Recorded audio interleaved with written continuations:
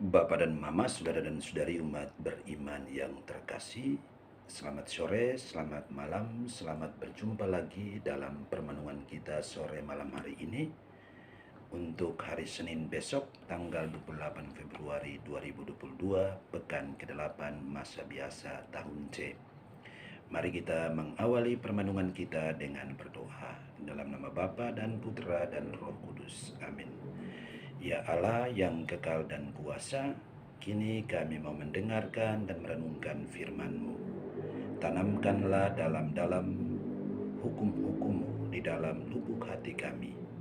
Dan semoga kami menyadari bahwa Engkaulah Allah yang menjadi kekuatan kami dan yang mendukung kami untuk selalu saling menaruh cinta kasih dan saling melayani dengan hati tulus, dengan pengantaraan Kristus Tuhan dan Juru Selamat kami. Amin. Sekarang mari kita mendengarkan Injil Tuhan untuk permenungan kita malam hari ini dan untuk perayaan Ekaristi besok yang diambil dari Injil Markus bab 10 ayat 17 sampai dengan 27. Orang kaya sukar masuk kerajaan Allah. Tuhan bersamamu dan bersama rohmu. Inilah Injil Yesus Kristus menurut Santo Markus. Dimuliakanlah Tuhan. Pada waktu Yesus berangkat untuk meneruskan perjalanannya, datanglah seorang berlari-lari mendapatkan dia. Dan sambil bertelut di hadapannya, ia bertanya, "Guru yang baik, apa yang harus kuperbuat untuk memperoleh hidup yang kekal?" Jawab Yesus, "Mengapa kau katakan aku baik? Tidak seorang pun yang baik selain daripada Allah saja. Engkau tentu mengetahui segala perintah Allah. Jangan membunuh, jangan berzina, jangan mencuri, jangan mengucapkan saksi dusta, jangan mengurangi hak orang, hormatilah ayah dan ibumu." Lalu kata orang itu kepadanya, "Guru, semuanya itu telah kuturuti sejak masa mudaku." Tetapi Yesus memandang dia dan menaruh kasih kepadanya, lalu berkata kepadanya, "Hanya satu lagi kekuranganmu. Pergilah, jual apa yang kau miliki, dan berikanlah itu kepada orang-orang miskin, maka engkau akan beroleh harta di surga. Kemudian datanglah kemari dan ikutlah aku." Mendengar perkataan itu, ia menjadi kecewa, lalu pergi dengan sedih sebab banyak hartanya.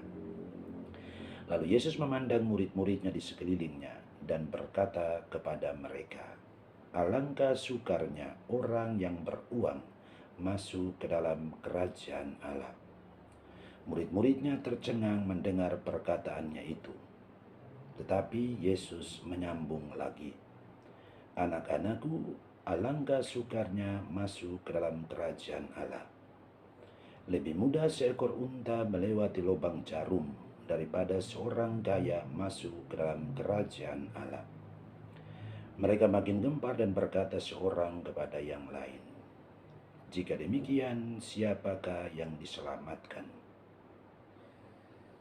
Yesus memandang mereka dan berkata, "Bagi manusia hal itu tidak mungkin, tetapi bukan demikian bagi Allah. Sebab segala sesuatu adalah mungkin bagi Allah." Demikianlah Injil Tuhan. Terpujilah Kristus. Bapak dan Mama, saudara dan saudari umat beriman yang terkasih dalam Tuhan.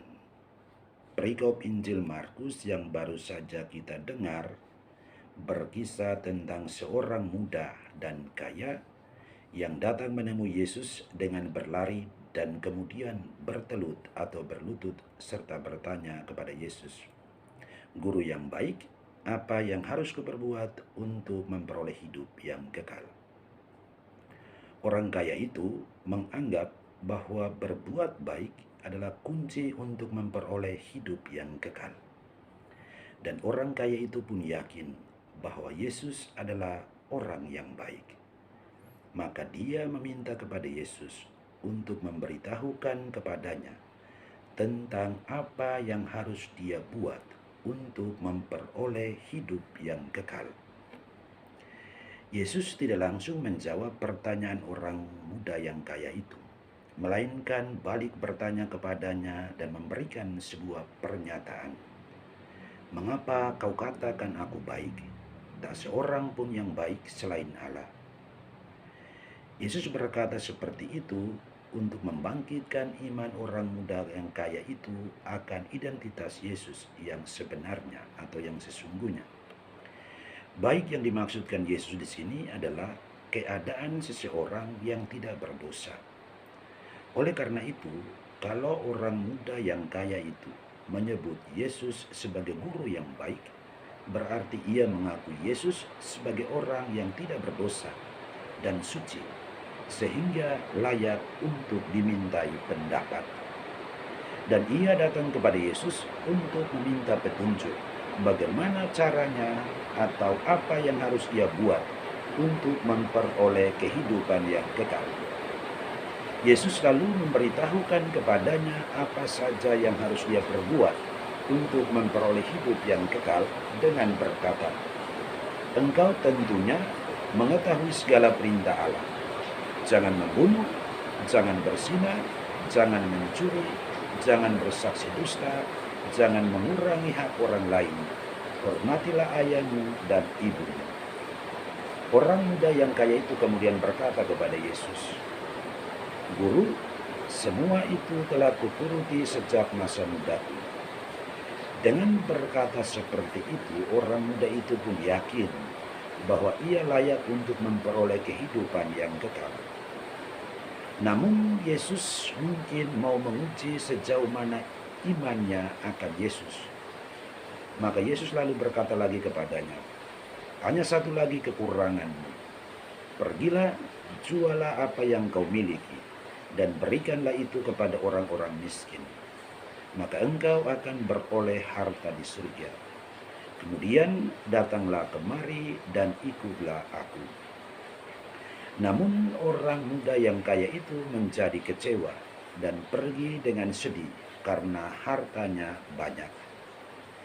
Yesus kemudian berkata kepada murid-muridnya, "Alangkah sukarnya orang beruang masuk ke dalam kerajaan Allah." Bapak dan Mama, saudara dan saudari umat beriman yang terkasih, kita bertanya, apakah orang muda yang kaya itu memperoleh kehidupan yang kekal atau tidak? Dari jawaban orang itu bahwa ia sudah mengikuti perintah-perintah Allah yang tercatat dalam hukum 10 perintah Allah, maka orang itu pasti masuk ke dalam kerajaan Allah dan memperoleh hidup yang kekal. Namun orang muda yang kaya itu tidak bisa menjadi murid atau rasul Yesus karena ia tidak bisa melepaskan semua kekayaan yang ada pada dirinya dan membagikannya kepada orang-orang miskin. Sebab untuk menjadi murid Yesus, orang harus menyangkal diri dan memikul salibnya, termasuk meninggalkan segala harta miliknya dan mengikuti Yesus. Karena itu, lebih lanjut Yesus mengatakan bahwa lebih mudah seekor unta melewati lubang jarum daripada seorang kaya masuk ke dalam kerajaan Allah. Dengan berkata seperti itu, sekali lagi, Yesus tidak bermaksud untuk mengatakan bahwa orang kaya tidak akan masuk dalam kerajaan surga, melainkan untuk menjadi murid Yesus yang sejati, orang harus meninggalkan segala sesuatu, termasuk kekayaan, dan berserah diri kepada Yesus dan hidup seperti Yesus yang selalu peduli pada kebahagiaan dan keselamatan manusia. Menjadi murid Yesus yang sejati artinya tidak ingat diri, tidak egois, dan tidak mementingkan diri sendiri, melainkan harus berkorban bagi kebahagiaan dan keselamatan sesama. Bapak dan Mama, saudara dan saudari umat beriman yang terkasih, pada kesempatan ini saya mengajak kita semua, mari kita ingat kembali ke 10 hukum atau perintah Allah dan menghayatinya di dalam keseharian hidup kita, agar kita dipantaskan untuk mengambil bagian dalam kebahagiaan dan keselamatan di dalam kerajaan Allah kelak pada akhir zaman. Yang pertama, jangan memuja berhala, berbaktilah kepadaku saja, dan cintailah aku lebih dari segala sesuatu. Yang kedua, jangan menyebut nama Tuhan Allahmu dengan tidak hormat. Yang ketiga, kuduskanlah hari Tuhan. Yang keempat, hormatilah ibu bapamu. Yang kelima, jangan membunuh. Yang keenam, jangan berzinah atau jangan berbuat cabul. Yang ketujuh, jangan mencuri. Yang kedelapan, jangan bersaksi dusta terhadap sesamamu manusia. Yang kesembilan, jangan ingin berbuat cabul atau jangan mengingini istri sesamamu. Dan yang kesepuluh, yang terakhir, jangan ingin akan harta milik sesamamu manusia secara tidak adil. Semoga dengan melaksanakan kesepuluh hukum Tuhan ini di dalam keseharian hidup kita, Tuhan memberkati hidup kita. Tuhan menganugerahkan berkat, perlindungan dan tuntunan serta penyertaannya bagi kita. Dan terlebih, Tuhan berkenan untuk